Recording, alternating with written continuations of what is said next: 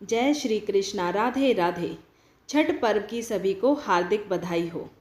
छठी मैया की कथा। छठ पूजा का व्रत बेहद पवित्र और कठिन माना जाता है। छठ महापर्व लगातार 4 दिनों तक मनाया जाता है। इस पर्व की शुरुआत कार्तिक माह के शुक्ल पक्ष की चतुर्थी से होकर सप्तमी तिथि तक ये व्रत किया जाता है। ये पर्व साल में 2 बार मनाया जाता है। चैत्र शुक्ल पक्ष षष्ठी में मनाए जाने वाले छठ पर्व को चैती छठ और कार्तिक शुक्ल पक्ष षष्ठी पर मनाए जाने वाले पर्व को कार्तिकी छठ कहा जाता है। इस पर्व में छठी मैया यानी कि षष्ठी देवी और भगवान सूर्य देव की पूजा होती है।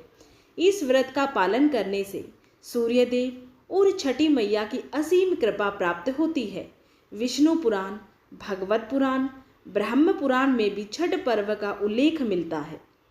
छठ पूजा तब तक अधूरी रहती है जब तक छठ पूजा की व्रत कथा सुनी या पढ़ी ना जाए।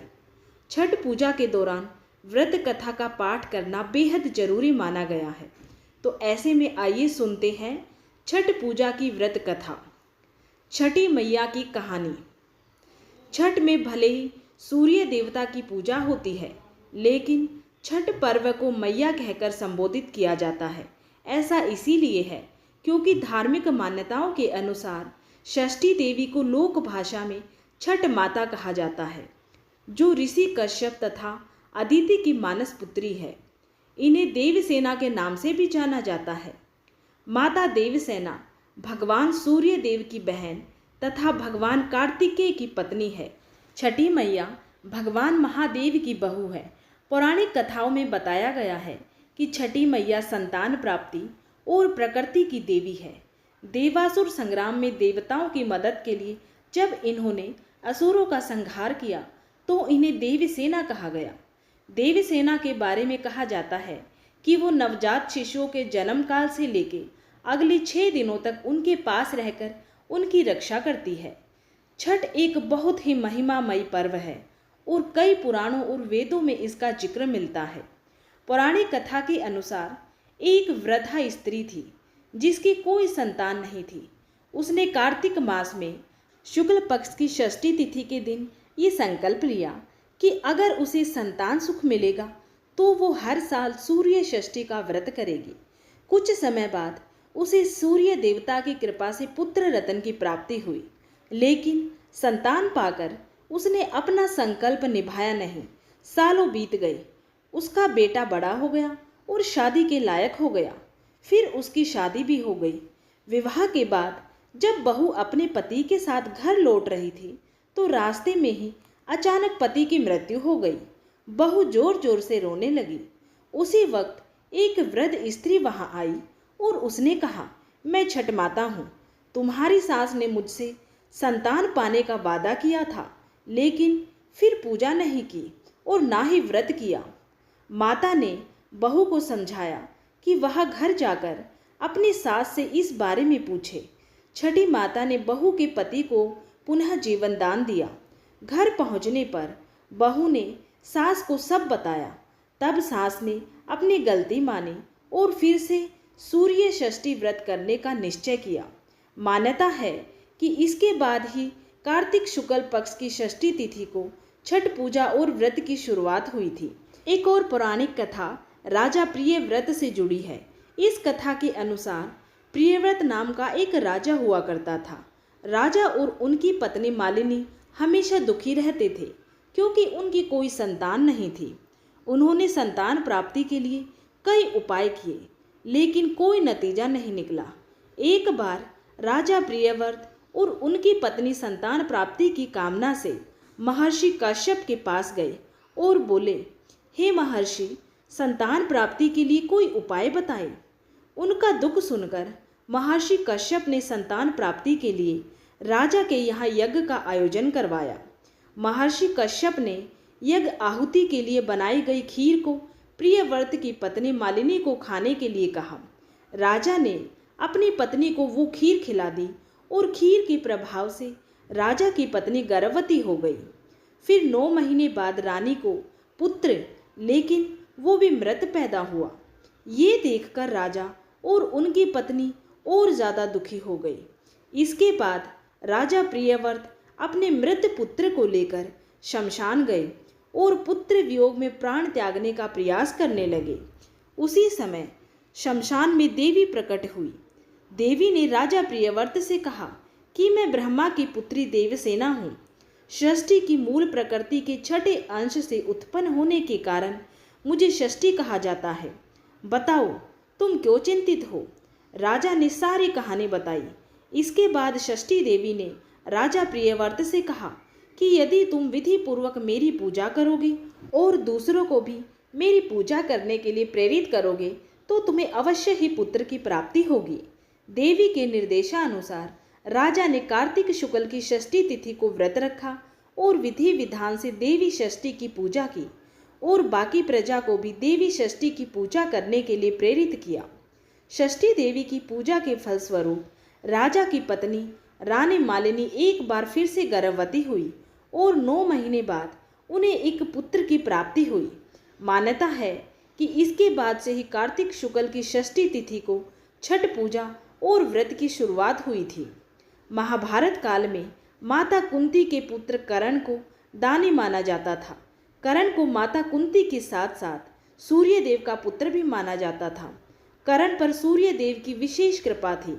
कर्ण नियमित रूप से सुबह उठकर घंटों पानी में खड़े होकर सूर्य देव को अर्घ्य देते थे। सूर्य देव की कृपा से कर्ण एक महान योद्धा बने थे।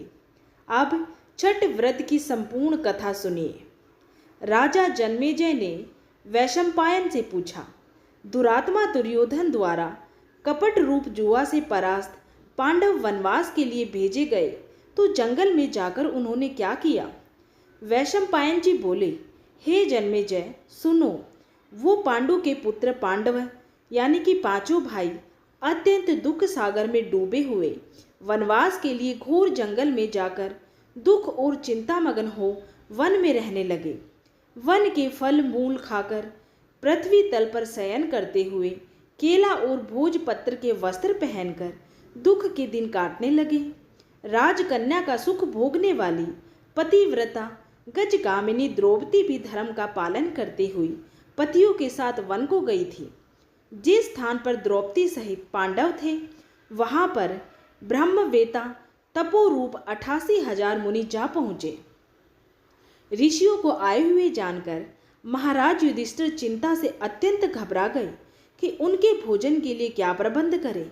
जब युधिष्ठिर को ये चिंता हुई कि भोजनार्थ क्या व्यवस्था करें तो मुख की चेष्टा मलिन किए स्वामी युधिष्ठिर को देखकर द्रौपदी अत्यंत दुख से व्याकुल हो गई। उसी क्षण द्रौपदी ने निज पुरोहित महर्षि धौम्य को पवित्र आसन पर बैठाकर प्रदक्षिणा की और नमस्कार करने के पश्चात बोली, हे धौम्य ऋषि, हे महाभाग, इन दुखित पांडु पुत्रों को देखिए। हे स्वामिन, इनके दुख नाशार्थ कोई व्रत मुझसे कहिए जिससे इनके कलेश शांत हो जाए। थोड़े ही उपाय से प्रत्यक्ष महत् पुण्य को देने वाला कोई व्रत कहिए जिससे हमारे स्वामी पृथ्वी तल पर सुखी हो जाए, जिससे शत्रु का नाश हो जाए और हमें राज्य लक्ष्मी वापस मिले और इस समय हमारे यहाँ आए हुए ब्राह्मणों को दुग्ध पान करने को मिल जाए। द्रौपदी के इस वचन को सुनकर वैशंपायन जी जन्मेजय से आगे कहते हैं, ब्राह्मणों में श्रेष्ठ महाराज धौम्य जी प्रसन्न हुए और मुहूर्त मात्र ध्यानस्थ होने के पश्चात बोले, हे पांचाल पुत्री, एक उत्तम व्रत को सुनो जिसे पूर्व काल में नाग कन्या के उपदेश से सुकन्या ने किया था। हे महाभागे, स्त्रियों के साथ तुम अनेक विघ्नों को शांत करने वाले छठ व्रत को करो। द्रौपदी बोली, हे विप्र, आपका कहा हुआ व्रत कैसा है और उस व्रत की क्या विधि है? उस व्रत में किसका पूजन किया जाता है? वह नाग कन्या कौन थी और किस हेतु उसने इस व्रत को किया था? हे महाभाग, वह सुकन्या अत्याश्चर्य रूपी इस व्रत को करने वाली कौन थी? हे शरणागत वत्सल, मेरे इस संशय का आप निवारण करें। द्रौपदी के प्रश्नों को सुनकर धौम्य जी बोले, हे देवी, सतयुग में एक सरयाती नाम के राजा थे। उनकी 1000 स्त्रियां थीं। राजा को एकमात्र कन्या उत्पन्न हुई थी। अकेली संतान होने के कारण वह माता पिता की अत्यंत ही प्यारी थी। पिता के घर में वह पलने बढ़ने लगी। कुछ समय पश्चात वो कन्या चंद्रवत मुख, कमलवत नेत्र और कुंभ सतनी होती हुई युवावस्था को प्राप्त हुई। बाल्यावस्था से ही चंचला वो कन्या पिता को प्राण के समान ही प्रिय थी। इस पृथ्वीलोक में उसके सदृश अन्य कोई ऐसी कन्या न थी जिसको मैंने देखा हो। इस कारण उसका नाम सुकन्या पड़ा। एक समय राजा सरियाती शिकार के लिए मंत्री, सेना, बड़े बड़े योद्धाओं और पुरोहित को साथ लेकर घोर जंगल में गए। राजा सरियाती दिन में शिकार खेलकर रात्रि में स्त्रियों के साथ क्रीड़ा करते हुए वन में रहने लगे। एक समय सखियों के साथ सुकन्या फूल लेने के निमित्त वन में गई। वही महर्षि च्यवन तपस्यारत थे। सुकन्या ने समाधिस्थ च्यवन ऋषि के शरीर में दीमक लगी देखी। दीमक और उनके शरीर पर लगी मिट्टी के बीच च्यवन ऋषि के दोनों नेत्र जुगनू की भांति चमक रहे थे। सुकन्या ने विस्मित हो उनके दोनों नेत्र फोड़ डाले। ऐसा होते ही मुनि के नेत्रों से रक्त की धारा प्रवाहित होने लगी और वह चकोराक्षी सुकन्या फूलों को लेकर सखियों के साथ घर को वापस चली आई। च्यवन ऋषि के नेत्र सुकन्या द्वारा फोड़े जाने के कारण राजा शर्याती और समस्त सेना के मल मूत्र आदि बंद हो गए और सभी हाहाकार करने लगे। ऐसे ही 3 दिन व्यतीत हो जाने के पश्चात राजा ने अपने पुरोहित से पूछा, हे मुनि सतम, किस कारण हमारे मलमूत्र बंद हो गए हैं? आप दिव्य दृष्टि से देखकर कहिए। पुरोहित जी बोले, हे राजन, भार्गव वंशी च्यवन नाम के एक ऋषि इसी वन में घोर तपस्या कर रहे हैं। उनके शरीर में दीमक लग गए हैं और शरीर के मांस का भक्षण कर गए हैं। अब उनके शरीर में हड्डी मात्र मिट्टी से लिपटी हुई है। हे राजन, आपकी कन्या ने अज्ञानतावश उन महर्षि च्यवन के दोनों नेत्र कांटों से फोड़ डाले हैं, जिनसे रुधिर प्रवाहित हो रहा है। उन्हीं के क्रोध से ये कष्ट उपस्थित हुआ है। अतः हे राजन, आप उनको प्रसन्न कीजिए और अपनी कन्या उन्हें दे दीजिए। कन्यादान से मुनि च्यवन प्रसन्न हो जाएंगे। पुरोहित के वचन सुनकर राजा सरियाती अपनी पुत्री सुकन्या को लेकर ऋषि के पास गए और ऋषि को जल से धोने पर हड्डी मात्र के दर्शन हुए। नेत्रहीन ऋषि को देखकर राजा बोले, हे प्रभु, मेरी कन्या से अनजाने में ही ये अपराध हुआ है, जिससे आपके ये नेत्र फूट गए हैं। हे मुनिवर, आपकी सेवा हेतु मैं अपनी कन्या आपको दान में देता हूँ, ताकि आपको कष्ट न हो। राजा के वचन सुनकर ऋषि च्यवन बड़े प्रसन्न हुए। उसी समय राजा सरियाती ने सुकन्या को ऋषि के लिए दान कर दिया। राजा से कन्या प्राप्त कर ऋषि च्यवन अत्यंत प्रसन्न हुए और उनका क्रोध शांत हो गया। इसके पश्चात राजा और अन्य को मलमूत्र हुए। सेना सहित राजा प्रसन्नचित्त अपने देश को वापस गए। सुकन्या नेत्रहीन च्यवन ऋषि की सेवा करने लगी। वह कार्तिक महीने में एक दिन जल लेने के लिए छोटे तालाब में गई। वहां पर उसने अनेक आभूषणों से युक्त नाग कन्या को देखा। ऋषि कश्यप के यज्ञ मंडप में भगवान सूर्य का पूजन करती हुई नाग कन्या को देखकर सुकन्या धीरे से उस नाग कन्या के निकट जाकर पूछने लगी, हे महाभागे, आप क्या कर रही हैं? किस कारण यहाँ आई हैं? सुकन्या के वचन सुनकर नाग कन्या बोली, हे साध्वी, मैं नाग कन्या हूँ। मैं व्रत धारण कर ऋषि कश्यप के पूजनार्थ यहाँ आई हूँ। तब सुकन्या बोली, इस व्रत का और पूजा का क्या प्रभाव है? क्या फल है? इस व्रत की पूजा विधि क्या है? किस महीने और किस तिथि को ये व्रत किया जाता है? तब नाग कन्या ने बताया, कार्तिक शुक्ल षष्ठी को सप्तमी युक्त होने पर सर्व मनोरथ सिद्धि के लिए ये व्रत किया जाता है। व्रती को चाहिए कि पंचमी के दिन नियम से व्रत को धारण करे। संध्या काल में खीर का भोजन कर पृथ्वी पर सोए। छठ के दिन व्रत रहे। दिन में 4 रंगों से सुशोभित मंडप में सूर्य नारायण का पूजन करें और रात्रि में जागरण करें। अनेक प्रकार के फल और पकवान आदि के नैवेद्य चढ़ाएं और सूर्य नारायण की प्रीति के लिए गीत वाद्य आदि से गा बजाकर उत्सव मनाए। जब तक सूर्य नारायण का दर्शन न हो तब तक व्रत धारण किए रहे। प्रातःकाल सप्तमी को सूर्य नारायण भगवान के दर्शन करके अर्घ्य दे। दूध, नारियल, कदली फल, पुष्प, चंदन से सूर्य के 12 नामों के उच्चारण करते हुए प्रत्येक नाम से दंडवत प्रणाम करते हुए अर्घ्य दे। जगत की सविता, जगत के नेत्र, जगत के उत्पत्ति पालन नाश हेतु त्रिगुण रूप, त्रिगुणात्मक ब्रह्मा विष्णु शिव रूप सूर्य नारायण को नमस्कार है। इस प्रकार इस व्रत के करने से सूर्य नारायण महाघोर कष्ट को दूर करके मन वांछित फल प्रदान करते हैं। हे सुव्रत, मैंने यह छठ व्रत तुमसे कहा है। ऋषि धौम्य ने कहा, हे द्रौपदी, नाग कन्या के इस वचन को सुनकर सुकन्या ने इस उत्तम व्रत को किया। इसी व्रत के प्रभाव से चैवन ऋषि के नेत्र पुनः पूर्व व्रत हो गए। ऋषि का शरीर भी निरोगी हो गया और वे सुकन्या के साथ लक्ष्मी नारायण की भांति राजयुक्त हो सुख भोग करने लगे। इससे हे पांचाली नंदिनी, तुम भी इस उत्तम व्रत को करो।